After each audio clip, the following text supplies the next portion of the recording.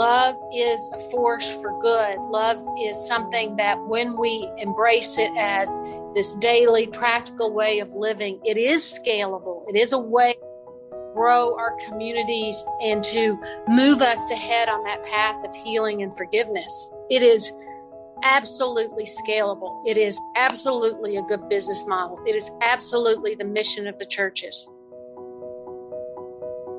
Hi friends, I'm Amy Julia Becker, and this is Love is Stronger Than Fear, a podcast about pursuing hope and healing in the midst of personal pain and social division. Today I get to talk with Becca Stevens. I have been waiting to talk to Becca Stevens for like 2 years, and so I'm really excited about this today. Becca is an Episcopal priest. She is the president of Thistle Farms, which you will get to learn all about as we talk today. And Becca also heads up the national network of sister organizations who are doing similar justice and healing work around the globe. So that is all really exciting. It's a really beautiful way to talk about pain and healing and the power of love. But there are a few things I want to also tell you before we jump into this conversation. So the first is Becca and I had a chance during this conversation, you'll hear all about it, to talk about our shared love for potato chips. And one of the things she mentioned is that every Lent she gives up potato chips. This was both a wonderful part of our conversation because Lent is coming up, and she made me think that giving up potato chips, which I eat religiously at lunch every single day, she made me think that giving up potato chips would be a really good spiritual discipline for me. So that was kind of the terrible part, but it was also the wonderful part because I am grateful for that suggestion. And it was a reminder for me to tell you that Lent is coming. Lent is a season, for those of you who are not people familiar with the church calendar. Lent is a season of preparation for Easter, and it starts on March 2nd. I have written a daily devotional guide for the season of Lent. It's called On the Way, Walking with Jesus Through the Season of Lent, and it's available on Amazon. So I did want to just take this opportunity to tell you about it. You can order it and use it through Lent, and I promise there's nowhere in there that it tells you you need to stop eating potato chips. I also want to tell you that my new book, To Be Made Well, is really close to being out in the world. If you head over to my website, amyjuliabecker.com, you can read an excerpt from it and you can pre-order it. And if you do that and tell us that you did it, you'll receive some fun gifts. So all of that is fun. And finally, we are hosting a giveaway today for Becca's new book, which we discuss on the episode today. It's called Practically Divine. So check out the show notes for details on how you could win a copy of that. I'm really grateful to be sitting here virtually, that is, with Becca Stevens. And Becca, I'm just so thankful that you are able to give us this time. Thank you for being here. I'm so happy to be here. And it was fun that I got your book. I'm serious. Yesterday in the mail before this conversation. So it made it really fun to get to see your picture and just a little blurb about who you are. So I'm very, very happy to be here. Well, that makes me so happy to hear because as listeners of this podcast may know, the book is not even coming out until March 15th. So you got an early sneak peek, and I'm very happy about that. And it's really fun to start seeing them out into the world. But we're here today to talk about your book. And before we do that, however, I thought we should probably introduce you a little bit to listeners who don't know who you are. I've been kind of following you from afar for at least 10 years. Little fangirl over here, but for people who don't know as much as I do, I'd love for you to talk about, I was thinking if you could maybe tell us about Thistle Farms and how Thistle Farms emerged out of your own story. I thought that might give us the threads that we will then start pulling on as we talk in the rest of this interview. Absolutely. And I think probably those threads will just hopefully paint a picture about love and healing. And pull them apart, but we can all just kind of find ourselves in that tapestry of those threads coming together. And that's been my goal for my whole life, is to figure out this, these individual threads and how they come together to paint a picture about mercy and love in a beautiful way. And that's really Thistle Farms, started 25 years ago, and it was working with women who are survivors of trafficking, of addiction, of all kinds of violence and exploitation. And just opened up a house and said in Nashville, Tennessee, and said, come stay for 2 years free. There'll be no authority in the house, and we'll just provide you whatever resources you need for healing. And so came and they did extraordinary work, and they built this community, and we opened more houses, and then we opened a first justice enterprise, and then a second one, and then a third one, and then we had a national network, and then we had a global community of partners. And so 25 years later, we're the largest justice enterprise run by women survivors making bath and body care products. We have the largest national network of women who have come together in an affiliated network who are survivors of trafficking and prostitution and addiction. It's been this amazing journey, again, of these single threads that keep weaving together. My personal thread was really about my own experience of trauma as a kid. I mean, my dad was a minister who was killed by a drunk driver when I was 5. And after that, one of the leaders of the church where he ministered sexually abused me. And it went on for several years. My first memory, was at 6 years old, and my last one is right before I turned 9. It was a long haul, but that was one part of my story that I wove in, but it was also a story of great resilience. My mom was a widow at 35 with 5 kids. She was amazing, and she was sweet and kind and powerful, stoic and funny, all those things. And I learned from women's groups around the country what it meant to come together and try to make your community better and be safe and all those things. So all of that wove together to really want to start a sanctuary for women. And that's what I brought to the party. Yeah. So I want to hear a little bit more just in terms of that early trauma that somehow translates over time into this beautiful healing space, not just for you, but for countless people. And not only for the women who are creating the beautiful products that you all put out. I mean, I literally have a gift closet in my house, and every so often I just make an order of Thistle Farms products, and we stock up on our Love Heals different sets. And when somebody needs a gift and somebody's been diagnosed with something or whatever it is, we've got it there, and we send out, some bath salts or some body butter or whatever it is, because there is this sense of even just the words Love Heals on all of these products that y'all create. And so I'm just curious, how do you go from this experience of deep harm to this insistence of just those 2 words, that love heals? First of all, that's an amazing testimony. I had no idea that people stocked closets for gifts. I always thought it was just casseroles that you always had. Well, that's because I don't want to bake the casserole. So I'm just handing out soaps. No, beautiful. If people did that, we would be in good shape. That is amazing. Thank you. Thank you. And I will say that for me, that honest to God, I mean, my most truth is that I am so grateful. And I started it because I am deeply grateful. I'm not used that not everybody who had my history had the same opportunities. And, just I skated through some stuff, even though it was messed up, even though I was fairly dysfunctional, I will say, in high school. If you looked at some of the stories and behaviors and the, over-sexualized young girl and the overachiever, all of those crazy parts of me. But I get that there were so many people who showed me mercy.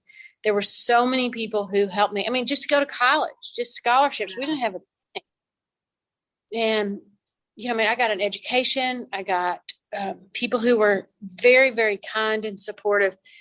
And I think what the transition is that I never had a broken heart. That's what I think. I think I always had a heart that was kind of, I don't know how to say it, like broken open, but it wasn't broken. Like there was nothing broken as far as like permanent damage. It was this thing of like, I can't turn away when I see somebody walking down the street, and knowing what she's going through and knowing what some of that life is. Not a lot of it, but enough of it where I had, a taste of it enough to understand that like it's really scary and really bad and hurtful and all those things.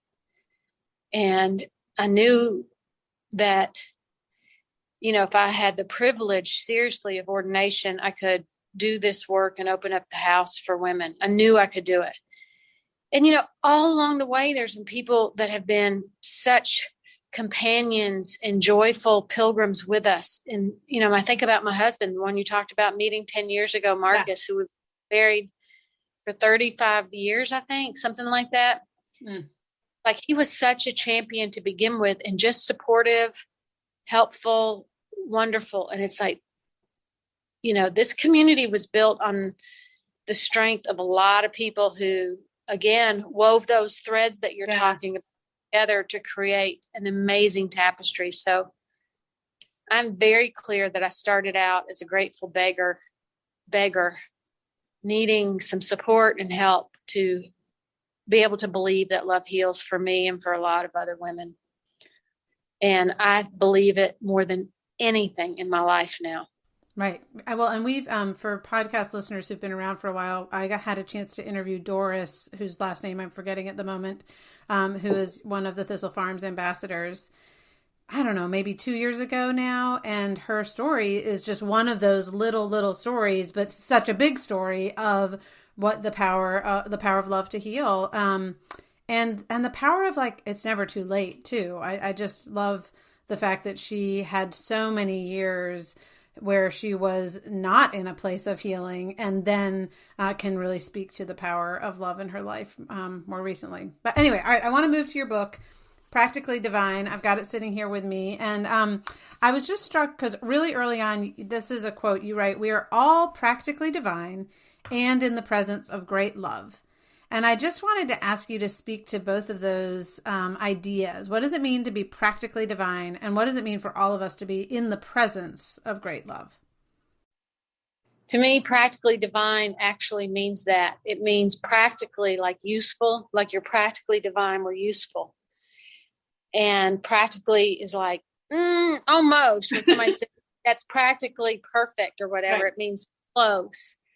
But it also means enough. You are enough. If we are fine, we're enough. And I think in the presence of great love is the reminder for those of us who are breathing, meaning all of us, who are part angel, part dirt, that we are a reflection of love. So we are in the presence of love wherever we are. Yeah. And the gift for me is to see where I am exactly right now. Like, I don't want to wait till like I lose 10 pounds, till my kids are all through school, till, I have enough money in my savings account, whatever that thing is that's holding me back from being perfectly fine right now. And in the presence of that great love, to honestly see the past with some clarity, be in the present, and see the possibility. That's it. That's what I think being in the presence of great love does. It's like, okay, I'm right here. And there's all kinds of possibilities. I'm in. I love that. And I'm thinking about another place in your book where you write about the difference between acceptance and healing. And I'm thinking because so there are a couple things here. There's one, I'm kind of waiting. Later on, I'll do the healing. Later on, I'll get the love. Later on, and so I'd love to hear you talk a little bit more about that difference between acceptance and healing, and also what it takes to actually experience that deep healing. Again, whether that's from your own story or from what you've seen in the women you've worked with, but just what's the difference between acceptance and healing, and what does it take to move from one to the next? I think they're both powerful concepts. I think for me, acceptance is more passive than healing, which sounds like this intentional way of walking working towards wholeness. When I think of healing, I don't think of a miracle cure. Like if I just accept all this, then I'll feel all better. I feel healing is this really hard, intentional walk that we're making towards feeling whole, remember, practically divine. So one's a very active word and one is not as active for me. And in my life, I think what I've learned is that nothing is, it's not a straight path from here to there. Forgiveness, healing, those aren't moments. Those are not events. That's a process. I mean, forgiveness is a journey. It's a process. I know people hate the word journey now, but it is this way we have to say, this is our intention. This is our practices. So for example, what I would say is that it takes discipline to be someone that is forgiving, someone that is healing. It takes very much disciplined life. And when I say disciplined, I mean that we are willing to have daily rituals that help us be in that mindset, whether it's drinking tea or taking walks or breathing or praying, lighting a candle for a woman on the street. I mean, like these are practices I do every day so that we can actually do this work that is so hard and may heal the world if we all did it together. Well, so I think of love as being active verbs that are practical, relevant, and scalable. And that's it. Sorry. No. I kind of want to go back to the scalable part there. Yeah, actually, let's just pause there for a minute. Will you say more about like scalable? What does that mean for love to be scalable?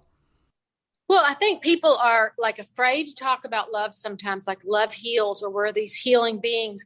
If we're in a business situation, if we're in this growth of church situation, whatever the place we find ourselves in, it's like love is great in this idealistic, beautiful space. But when we're really talking about the practicality and the growth of ministry or our personal finances or our businesses or whatever, it's like, well, then we don't need to really have, we don't need to talk about love in those situations. But I'm saying this idea that love is a force for good. Love is something that when we embrace it as this daily practical way of living, it is scalable. It is a way to grow our communities and to move us ahead on that path of healing and forgiveness. It is absolutely scalable. It is absolutely a good business model. It is absolutely the mission of the churches.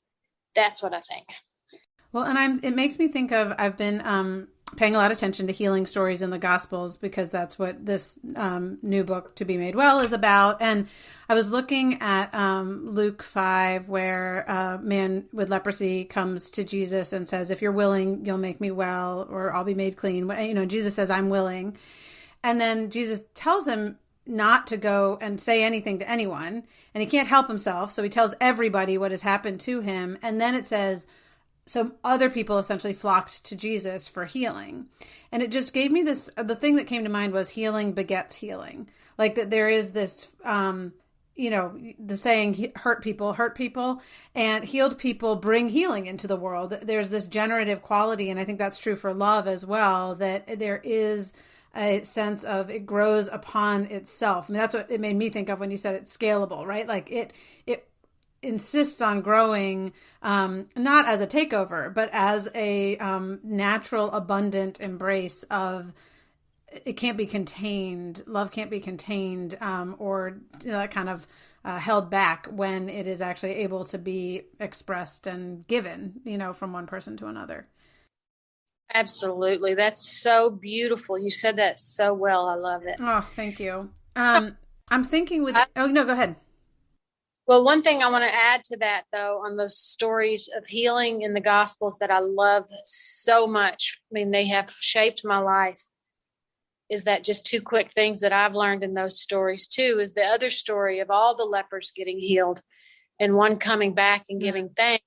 Jesus said, your gratitude, your faith has made you well. I'm sorry. He says, your faith has made you well, which is the time in the gospel that I finally learned that gratitude is faith. Jesus equates gratitude with faith. not your gratitude has made you well, but your faith has made you well. And if I can get to thank you, then I'll probably be much better on the healing journey. And then the last one is just when the woman pours the oils on the feet of Jesus, whoever that woman is and whatever the situation is and however it looks, because all those details get confusing to me. One thing I know is that if you pour a bottle of oils onto someone's feet, it's very messy. And I keep thinking about what she did after she poured it out and after Jesus made this proclamation about, how she's been this faithful, loving, compassionate person and she's well. But that what I get is that if there is going to be healing between you and me, it's going to be messy and it's going to be intimate. So those are the things. I love what you're saying about healing begets healing. And I also think we have to be willing to be intimate and messy. And we have to get to thank you. I love all of that so much. And the other thing it makes me think about is the word vulnerability, which I think is related to intimacy, but also related to messiness, like that sense of, I guess the root of vulnerable is able to be wounded. So it's both what allows us, I think vulnerability is what allows us that intimate love and also what opens us up to hurt. And I think it's in Practically Divine, you write about a relationship between a willingness to be hurt and an invitation to love, because we can cut ourselves off from love in order to protect ourselves. But there's this relationship, I guess, between being hurt and experiencing love, or risking hurt and experiencing love. And I'm curious for people who have been hurt really deeply and are just really tempted or in a practice of building that wall and not being vulnerable. Like, how do we continue to make ourselves vulnerable in a world where we know that we're going to get wounded, even if we might be able to hold out hope for love? That's a beautiful question. I kind of think in my life, I'm 35, like I said, years into my marriage, and I'm just kind of getting what the whole idea is. You lay down one's life for another person, really what that deep way. And I know other people have gotten, and I'm sure most of your listeners have gotten it long before that. But as a priest, I've been a priest in the Episcopal Church for 3 decades.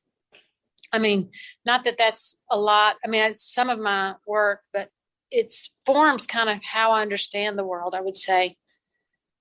And what I kind of think people should say is, instead of "will you marry me," is "will you bury me?" Like, will you do that for me and I'll do that for you?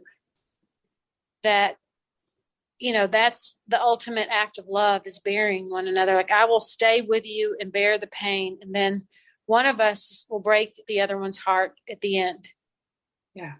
And it's a reminder of, God, that is how we are beloved by God, is that we are not trying to get out of this without pain. We know that that's not the option.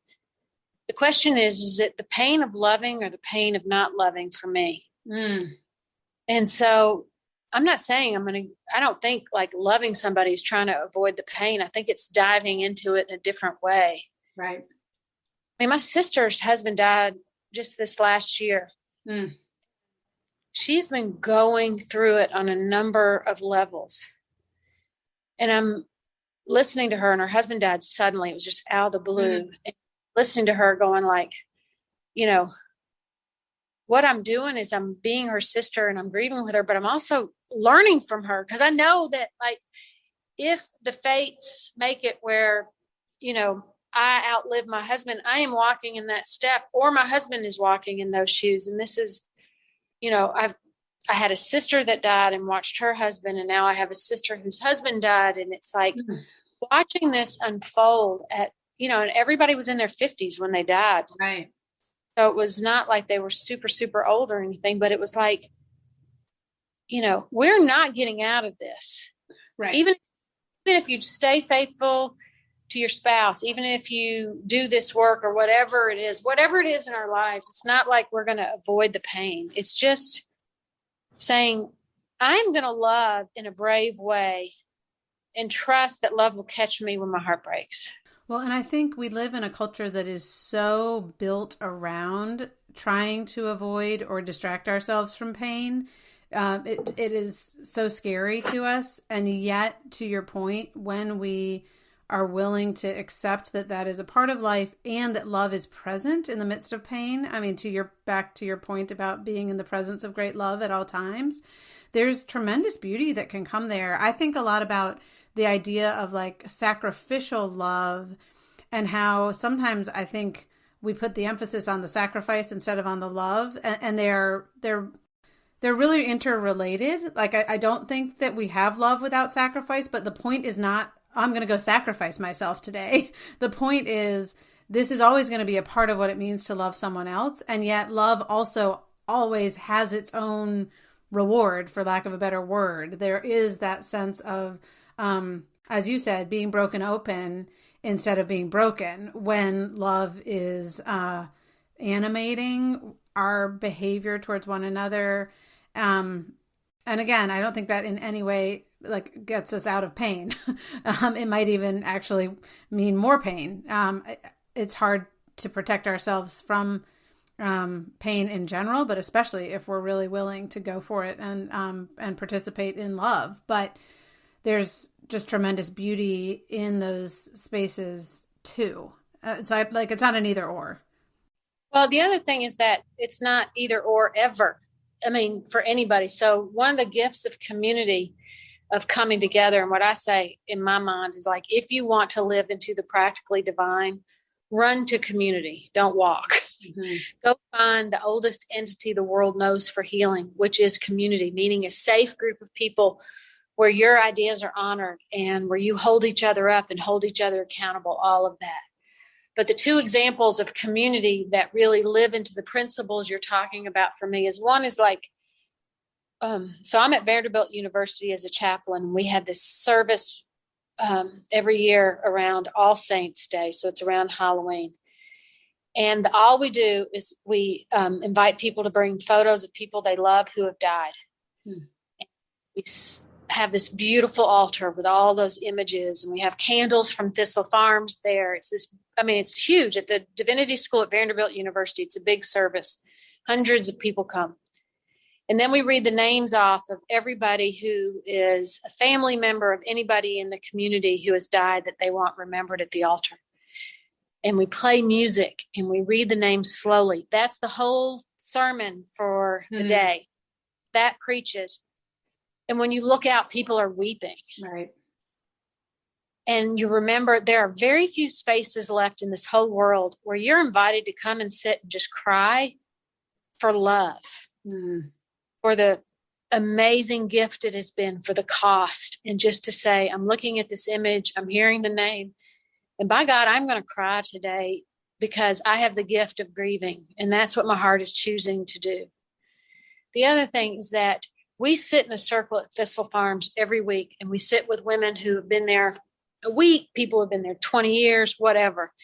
And it's everybody. And we say, we light this candle for the woman on the street and the woman trying to find her way home. And it's always one of the candles we make.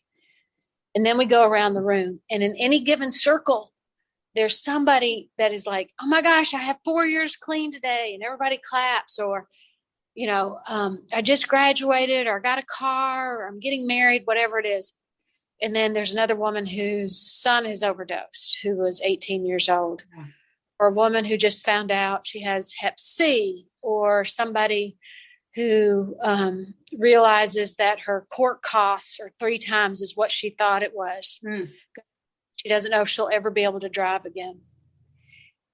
And in love, that circle can hold both that, the celebration of pain, and everybody in that circle knows it's going to switch who is in that pain. And that's my favorite thing about community, holding all of that healing and love. Thank you for that image. And I think that there is so much of a need to trust one another with both the celebration and the pain. I wanted to ask you about the making of things. I've been wondering about, so Thistle Farms, one of the I think aspects of healing for these women is like actually making things, whether it's candles or, lotions or soaps or oils. And I've been thinking about the idea of an object or a product being made well, and the idea of healing as us being made well or knowing that we are made well, right? And that idea of making beautiful, good things and recognizing our own goodness and allowing that to be some part of our healing. I'm just wondering if you see the act of making stuff, how it's related to the process of healing. Yeah, and I'm a huge believer in that there is an actual connection between making things and reminding ourselves of our own creativity and our own beauty and our own spark of beauty and love that's in it. And I love that. And I like that you picked that up in the book. And that was really one of my mom's mantras. We can make it. We can do this. And it's economical. It's practical. So it fits into that part. And it's divine. And I'm not talking about people that have to be Picassos and create these amazing art pieces. I'm talking about how women forever have come together to have a sewing circle or make items for their church bazaar or come together to learn how to tie dye, whatever it is. Yeah. And us, it's healing oils. How do you blend sandalwood and rose hips to make something amazing for your face? You know, like whatever that is.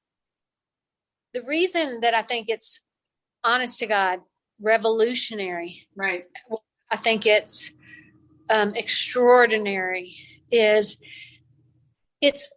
you know, when women come together to do these crafts, it's therapeutic. We talk story. You and I become friends in the making of even this podcast. That's a craft. Yeah. It's the idea that you're trying to heal villages in the world. You know, they say, rape a woman, kill a village, invest in women, heal a village. Mm-hmm. That when we do these coming together to do this creative work, we can actually heal our communities economically, spiritually, you know, in all kinds of ways. But I also think it's this reminder of like, sometimes I don't remember I'm beautiful or practically divine. Like I see something completely different. But when I can show you the socks I knit and you say, those are beautiful, then oh my gosh, I made those. If I can make beautiful, maybe I am. I love that. This is, I meant to read this when I was asking the question, so I'll just throw it in as kind of the, you know, coda to what you just said. This is from your book. I've lived long enough to begin to understand that arts and crafts are revolutionary tools for healing and justice. And I think that leads into my last question for you, which comes from the last chapter of the book. So it's called The Feast. And this is another quote. Part of the struggle for folks wanting to get involved is thinking the issues are too big and I am too small. All I have is a bag of chips, and hungry people are on street corners all over. The overwhelming feeling is inadequacy, so we keep the chips in the pantry and turn away when we see someone looking hungry. So in the midst of the need, which is so large, and those of us who feel really small, and the people who, are like, all I've got is a bag of chips and feel totally inadequate in the face of this need, what would you say? I would say that I use chips on purpose, partly because it is the story of how some women have come off the streets, and partly that's what I have to give up every Lent. I love chips, anything. They're like gold. I eat chips every day with my lunch. I'm with you. I love potato chips, any kind of potato chips, this homemade chips that are now artisan chips, whatever. It can be Lay's, whatever. Yep, I'm with you. So, I mean, when I say chips, I don't say that lightly. I say it reverently. So the reason I say that is that also it seems like something like that nobody would want, but some people really do value chips, and don't forget that. Like is that stuck in your pantry that may seem like not much to you, maybe of high value to somebody else. And we're not responsible for how people receive our gift. We're just responsible for how we offer it. I mean, what's the spirit behind the offering of the chips? I mean, are you offering chips because, you know, you have amazing cheese and crackers that you don't want to share, right? And you think throw away? Or are the chips something that's like, I think this would be a fun gift for people. I'd like to share this. I mean, what is the spirit and the intention behind it? And also it's like, I'm not ashamed of chips, right? Even though, you know, doesn't seem fancy or whatever. It's like, I wouldn't be ashamed of what my offering is. I would just offer it in a way that honors the giver and honors the receiver. and knowing again that it can be kind of messy and it may be kind of intimate and it may be all those things we talked about before, but you don't have to like completely stress about it because it's just a bag of chips. Don't take it so seriously. Well, and don't have to overcomplicate it sometimes. That's the other thing is I think communities or individuals intellectualize stuff to the point where there's nothing left. And sometimes just go give somebody a bag of chips and ask them how they're doing. Right. I think we can think that we have to do more than we are able to do. And so we don't do anything at all instead of saying, what does it mean for me to relate as a fellow limited and frail and also glorious and powerful human being with this other limited and frail and glorious human being? Yeah, as a fellow chip lover, we could bond over that. We sure could. Fellow lovers, let's call them. And that's the other thing is it's okay. It's okay just to be friends with people too, without trying to be somebody's hero. I think sometimes we think like I have to be. If I'm offering you a bag of chips, then maybe I need to be your hero and fix everything in your life. And it's like, I don't even want you to be my hero. People want to be the hero of their own story. And that includes all the women I've served for 25 years at Thistle Farms. What they need are people who are good hosts, who can set a table, who can help them imagine a feast, who can offer some resources and space. But you go get to be your own hero. And I think there's also a sense of, I'm thinking back to you describing the circle of women who can celebrate and grieve, in the same space, in part because they know that neither one lasts forever for anyone. And I think about, I remember when our daughter was first born and diagnosed with Down syndrome, my husband had about 24 hours of kind of darkness and anger and sorrow that he would say, I have never been able to understand. But then he popped right back up to the top of the water and swam to shore and dried off and was all good. And that 16 years later has not ever gone back. It took me about a year to get to shore. I never went so deep and dark. It took a long time. And I remember him saying, like, I'm sorry, kind of, do you need me to be with you in your sorrow? And I said, no. You are giving me hope for where I'm headed. I can trust that you're not judging me for continuing to be in a place that's dark and hard, but you also are showing me where I want to go. But it wasn't this sense of like him in a place of superiority and me in a place of only of need. There was some sense of reciprocity there that gave me hope instead of feeling condemned. And I just wonder about that in terms of all of these, what it is that I have to offer to someone who doesn't have a bag of chips. It's not my altruism or my charity or my, superiority. It's just my heart. Like, it's just my humanity connecting with another person's humanity. Like, I happen to have a bag of chips. Would you like them? And I know that can sound almost trite, but it also can be really true that we can just connect to anyone if we're willing to see the practically divine in one another. Absolutely. That you said that so beautifully. And I love the idea of finding your way back to shore, because that is a great metaphor for what it feels like to be on solid ground where you do feel love and you do feel practically divine. Well, I think that's a good place to end this conversation, even though I would love to talk for hours and I'm sure people would love to hear more, but they can read your book. And I think we get to give away a copy of your book as a part of this podcast. So that's exciting. And I just, again, wanted to say thank you for being here today. Thank you. And if anybody wants to DM me, feel free. We get more referrals through social media than anywhere else. I'm Becca Stevens on Instagram. I'm happy to answer any messages you send me if you want to talk more about any of it, anybody.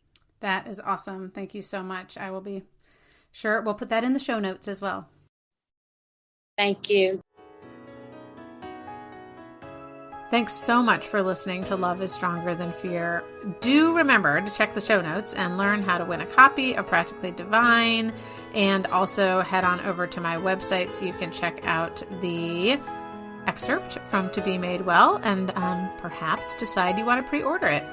I, as always, would be really grateful if you shared this episode with other people. I'm sure there are other people who could really benefit from what Becca has to say about love and healing and goodness. So I would love for you to help get this out into the world. Other ways you can do that is by subscribing to this podcast. And if you're feeling like extra special, excited, and generous today, you could give it a quick rating or review wherever you find your podcast, because that's another way to help other people find and benefit from these conversations. I'm also thankful to Jake Hansen, who edits this podcast, to Amber Beery, my social media coordinator. She is amazing and such a tremendous support in everything that I do. And I am thankful for you. So as you go into your day today, I hope and I pray that you will carry with you the peace that comes from believing that love is stronger than fear.